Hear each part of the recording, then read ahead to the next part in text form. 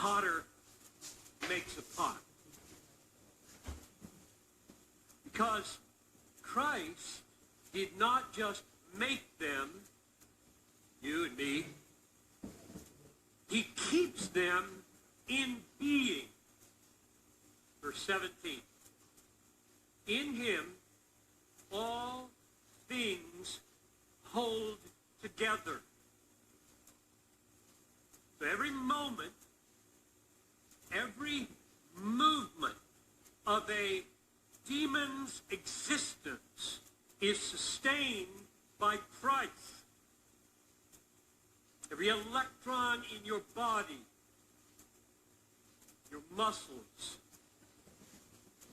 every electron flying around its nucleus in the Milky Way stays in its orbit because of Christ.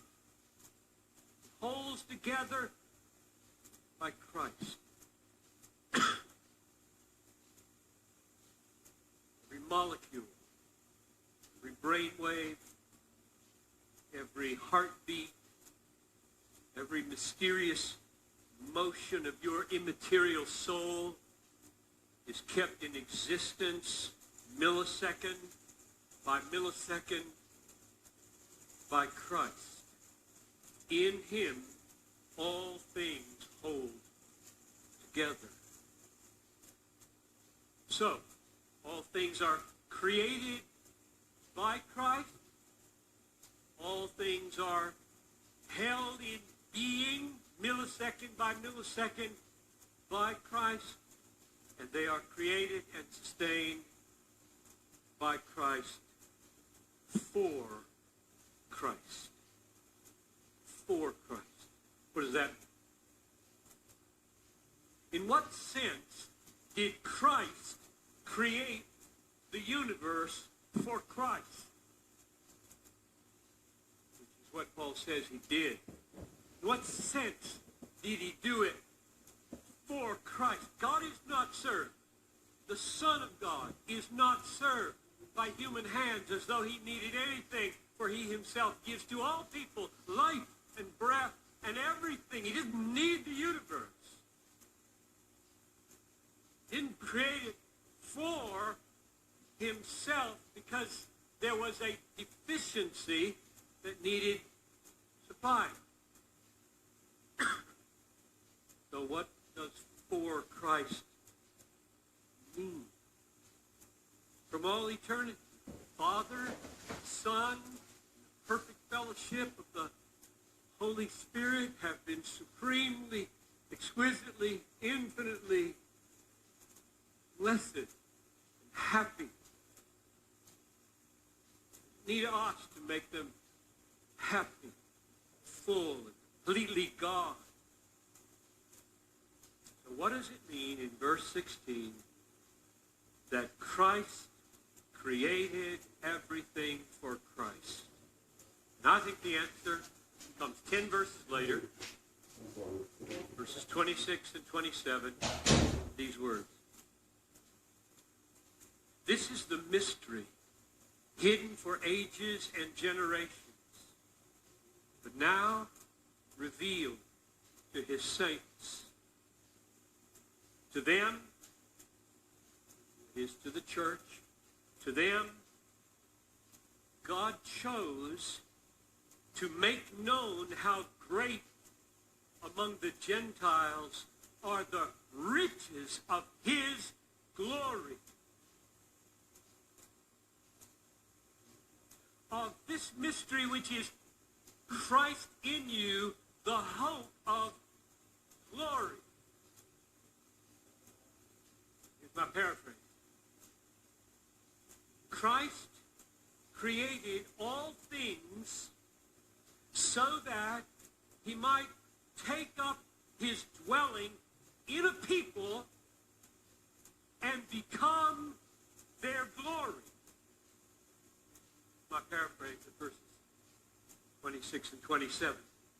Now note two key words in verse 27. These two key words clarify the meaning of for Christ. created everything for Christ. 1. Riches of glory, Christ. 2.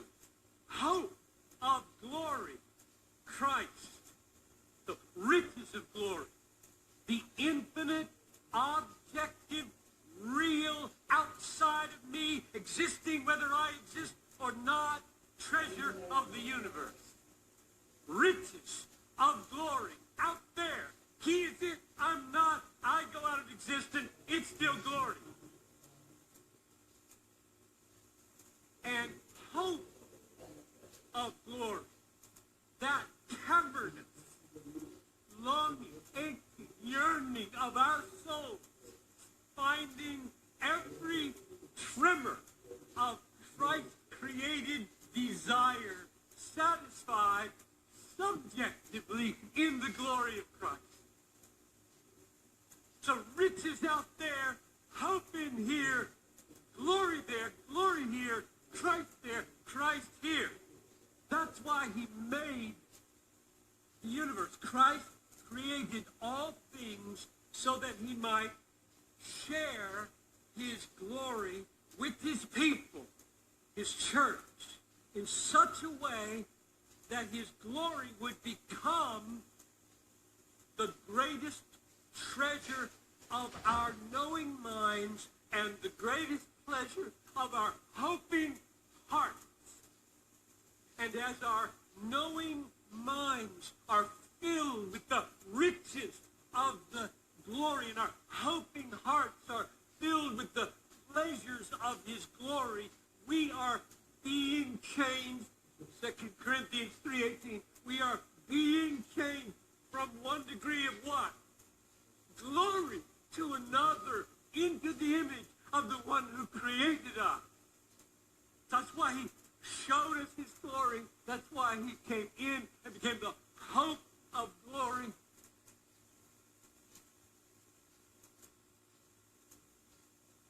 Until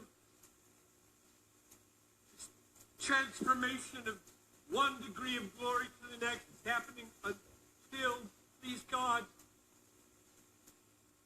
we as a people in some measure shine with his glory for the sake of the world. Then in the age to come, shine like the sun in the kingdom of our Father. And all of this knowing the riches of his glory, and all of this tasting the pleasures of his glory, becomes the Christ-designed showing of his glory, meaning for Christ. He granted us to know the riches of glory and to hope in and taste and enjoy and be filled by the pleasures of his glory, so that in this knowing and this feeling there might erupt a showing of the glory. Why he made the universe? For his fame, for the display, the pageant of his glory. That in everything he might be preeminent. That's why he made it. That's why he made Memphis. That's why he made the universe. That in everything he might be preeminent, magnificent, beautiful, supreme, glorious, greatest treasure of all. To that end, he must create a new humanity, a new people. He must redeem from the great rebellion, the great treason of humanity, every human treasonous. No hope of that goal being fulfilled at all with that humanity. It isn't going to happen. Therefore, Christ, the Son of God, came. And Paul says, all the fullness of God was pleased to dwell in him. Verse 19. Verse 9, chapter 2. In him the whole fullness of deity dwells bodily. Because you can't nail the Spirit to the cross. Not even a divine spirit. You can only nail bodies to the cross.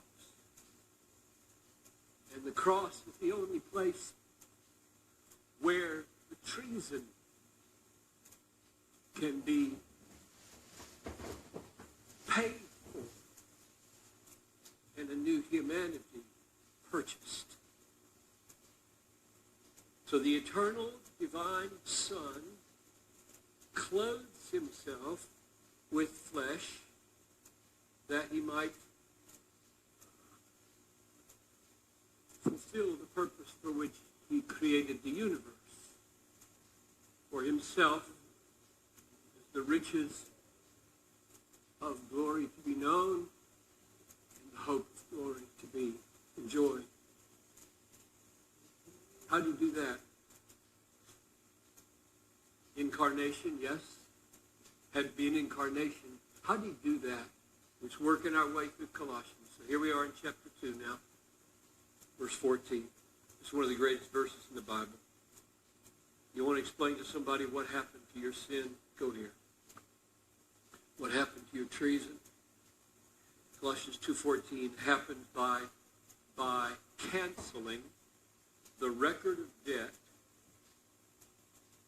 that stood against us with its legal demands. This he set aside, nailing it to the cross. So God took the record of our rebellion. It's a pretty long document. The sworn affidavit of our treason, and as it were, folded it up, put it in the hand of Jesus, and drove a nail through it, and through his hand, and into the cross. That's what it says. This record of debt, he put aside, nailing it to the cross. I'm not making up word pictures. In the Bible.